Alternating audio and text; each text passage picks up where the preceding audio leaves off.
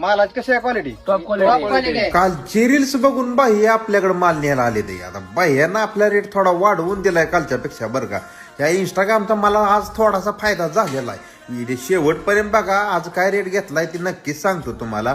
आपली बाग छाटली या, त्यामुळं काय झालंय, बदाबद झाडं पडायला लागली. ती बाग तर छटावी लागत होती, कारण की काय झालं या, पाऊस थोडा उलगडलाय तोपर्यंत मला बांधणी करून घ्यायची. झाडं पडली होती त्यामुळे माझी ह्यांनी गमत लावली होती. जसं माणूस इलेक्शनला उभा राहतो, निवडून आला तरच त्याला किंमत दिली जाते, पडल्यावर त्याला किंमत देत नाही. तसंच माझं झालं होतं. झाडं पडली होती त्यामुळे व्यापारी परीक्षा बघत होती. अहो पुढं आलो तर असला घड मोठा एक पडलेला होता बादाक दिशी.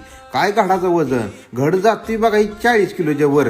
डायरेक्ट व्यापारी बी डायरेक्ट कोमात गेला. म्हणला काय सोडलंय म्हणला की येला. मी म्हणलं इथं 2 बोकडं आणि 1 घड एवढं वजन आहे. मला हॉटेलवाल्यांचं सारखं ध्यान होतंय. कोण म्हणतंय आम्ही 5 कापली, कोण म्हणतंय 10 कापली. आम्ही रोज 200-400 कापती. फक्त केळ आहे ती आहे ती बोकडं. मालाची कशी आहे क्वालिटी? Top quality.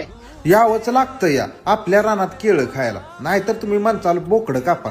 बोकडाचं ना आपलं लय वाकडं आहे बरं का. आपल्याला नॉनव्हेज अजिबात चालत नाही. आपण हा व्हेजिटेरियन, आधीच सांगितलंय तुम्हाला. आणि इकडे एक सोलाही घेतलंय बरं का, ताजं तवानच आहे. 10-12 कस्टमर लय लांब ना आलंय केळं न्यायला बरं का. तुम्ही बघू शकता डायरेक्ट त्यांना गाडी भरून लोड केली ती इथं केळं. मग आजचा व्हिडिओ करा की टॅग हॉटेलवाल्यांना. आजचा रेट आपण घेतलाय 12 रुपये.